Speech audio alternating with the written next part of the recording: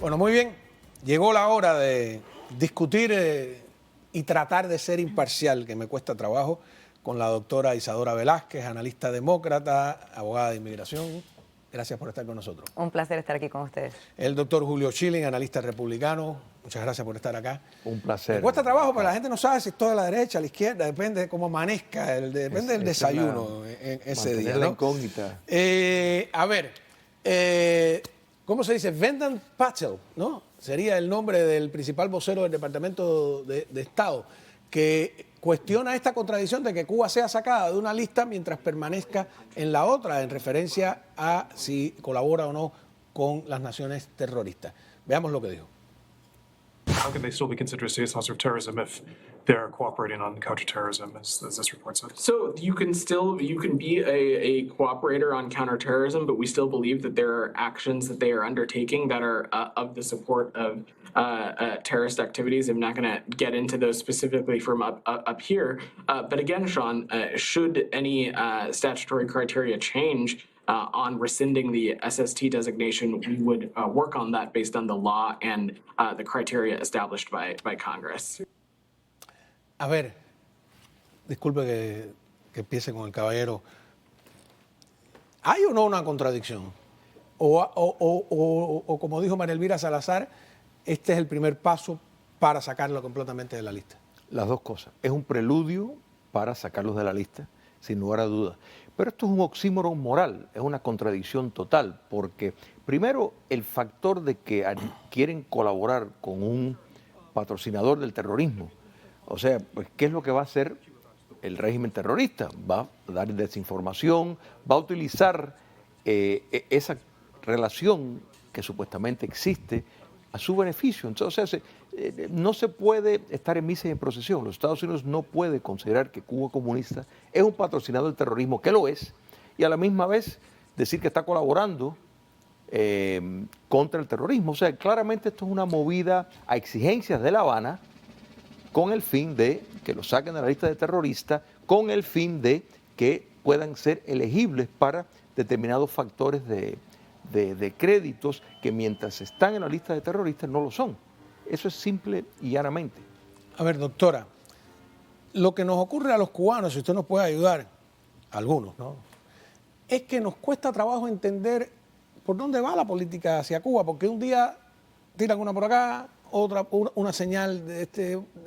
Antes le echaba la culpa a Juan González, pero ya no se la puedo echar a Juan González.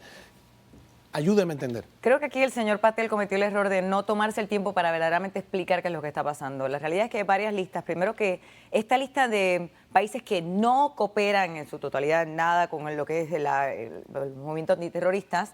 Cuba entró en el 2020 debido a un ataque terrorista que ocurrió en Bogotá, en el cual las personas se fueron a esconder a Cuba y Cuba dijo no vamos a extraditarlo. Por ende, desde el 2020 los Estados Unidos pone a Cuba en esta lista, la cual no estaba. Porque siguen ahí. Lo interesante, sí, pero lo interesante es que la respuesta de allí en adelante, o la justificación que dan para eliminarlo, es que desde allí ha habido cierta cooperación, la cual el gobierno no entra en detalle cuál fue la cooperación, y que el gobierno colombiano ya no desea que estas personas sean extraditadas. Bueno, porque es Petro, ¿no? Esta cooperación también, lo interesante es que se refiere también a personas locales acá en los Estados Unidos. Hay que recordar que tenemos en estos momentos el juicio a ese famoso espía que tuvimos por muchísimo tiempo en el gobierno, entre otras, correcto. Eso no quita a Cuba entre los países que auspician el terrorismo. Me parece también, en mi humilde opinión, sin que me hayan preguntado, que parte de esto se lleva a cabo para justificar parte del trato que tiene el cubano inmigrante al entrar acá a los Estados Unidos. Anteriormente hablabas con mi compañero Ángel Leal sobre la cantidad de cubanos que han entrado aún con el parol, como muchos de ellos entran de manera irregular y muchos de ellos son deportados de vuelta a La Habana. Es una de las críticas esenciales de cómo se manejan las personas. Es contradictorio al mismo tiempo deportar a La Habana, decir que alguien no es sujeto a un asilo y al mismo tiempo decir que el país no coopera en contra de lo que es el antiterrorismo. Así que yo lo veo como una justificación a estas deportaciones que van a continuar y al mismo tiempo una manera que hay varias listas, hay que considerar cuándo se metió y lo que implica cada una. Déjame aprovechar tu condición de abogada de inmigración para volver al tema anterior. ¿Cómo ves tú esta situación de que se creó, al menos en el tema cubano, se puso a Cuba entre los países que se iban a favorecer con el parol y resulta que no han logrado frenar. Porque si en lo que va de año hay ya 43.000 cubanos que han entrado por la frontera, al menos en el caso cubano, ¿es un fracaso absoluto o no? Con mi compañero Leal lo explicó perfectamente en la conversación anterior, que va mucho más allá de lo que son la inmigración y la necesidad que pueda tener la persona, sino la condición social del país hay que tomarla en consideración. ¿Y la política?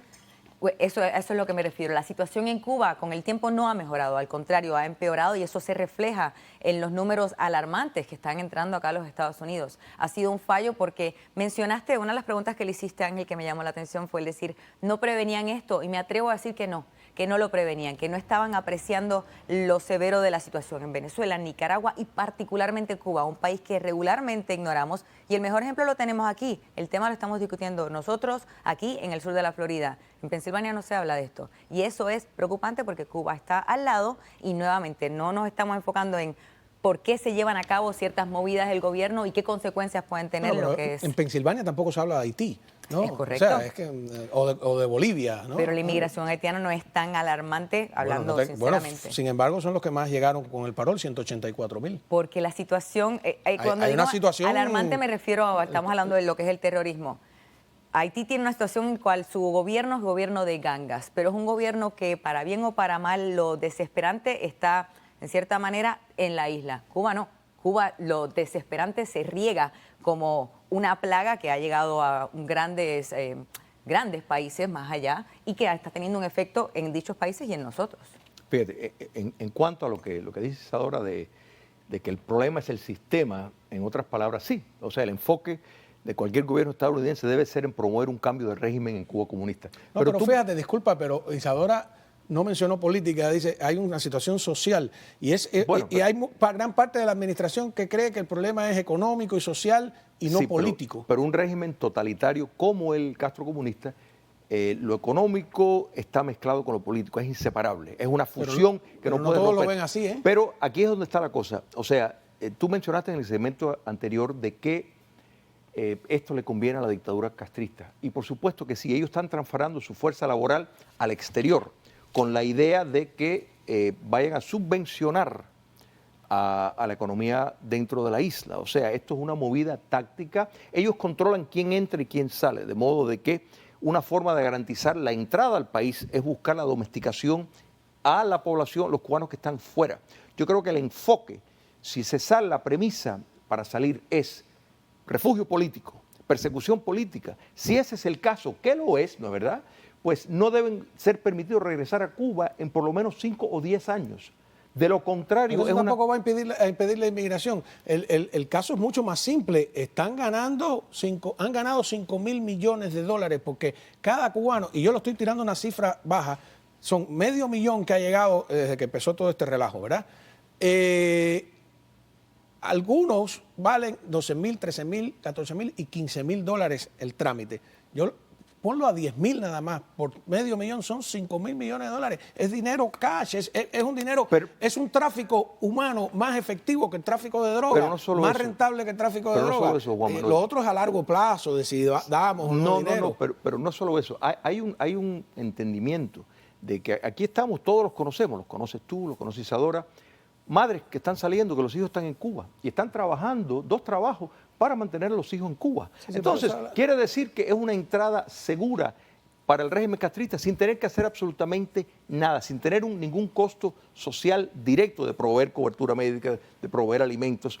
Entonces, el comportamiento en el exterior con fines a no entrar en el entorno político que vaya a ocasionar una crítica al castrismo, pues entonces es una forma de regular la conducta, de buscar el autocensura. Entonces eso es lo que hay que eliminar. O sea, si una persona quiere regresar a los 2 años, magnífico, que haga la cola con inmigrantes que vienen de Paraguay, yo conozco de esa otros teoría, países. pero al final esa es una segunda etapa más enredada.